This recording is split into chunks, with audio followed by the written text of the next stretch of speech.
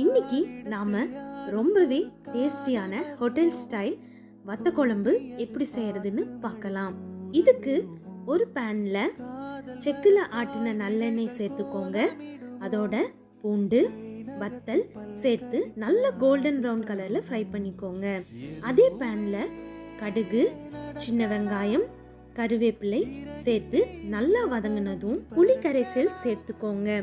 புளி கரைசல் கொதிக்கும் போது கல்லுப்பு, மஞ்சள் தூள் சேர்த்து பச்சை வாசம் போகும் வரை கொதிக்க விடுங்க.